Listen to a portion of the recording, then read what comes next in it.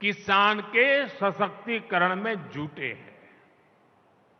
लेकिन कुछ लोगों ने महाराष्ट्र में किसानों के नाम सिर्फ और सिर्फ राजनीति की है।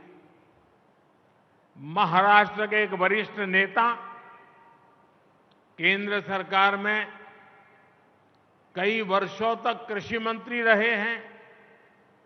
वैसे व्यक्तिगत रूप से तो मैं उनका सम्मान भी करता हूं, लेकिन उन्होंने किसान के लिए क्या किया? 7 साल के अपने कार्यकाल में उन्होंने देश भर के किसानों से सिर्फ, यह आंकड़ा याद रखना, 7 साल में देश भर के किसानों से सिर्फ 3.5 लाख करोड़ रुपए का एमएसपी पर अनाज खरीदा। जबकि हमारी सरकार 7 वर्षों में एमएसपी के रूप में इतने ही समय में 13.5 लाख करोड़ रुपए किसानों को दे चुकी है। 2014 से पहले दलहन और तिलहन ये किसानों को सिर्फ 500-600 करोड़ रुपए की खरीद एमएसपी पर होती थी। 500-600 करोड़।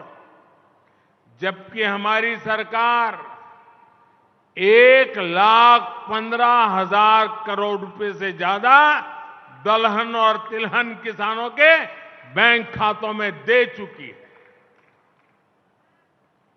जब वे कृषि मंत्री थे तब किसानों को अपने पैसे के लिए भी बिचौलियों के भरोसे रहना पड़ता था। महीनों महीनों तक किसानों को पेमेंट नहीं होती थी। हमारी सरकार ने एमएसपी का पैसा डायरेक्ट किसान के बैंक खाते में भेजने का प्रबंध किया है। साथियों, हाल में रबी फसलों के लिए एमएसपी की घोषणा की गई है।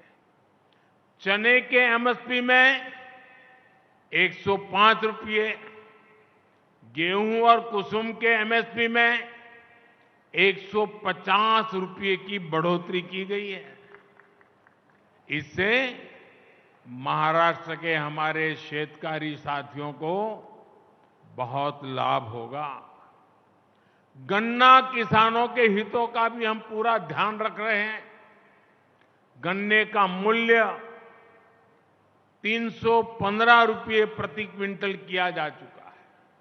बीते 9 साल में करीब 70,000 करोड़ रुपए का इथेनॉल खरीदा गया है।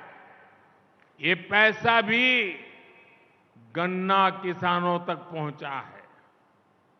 गन्ना किसानों को समय पर भुगतान हो, इसके लिए चीनी मिलों, सहकारी समितियों के लिए हजारों करोड़ रुपए की मदद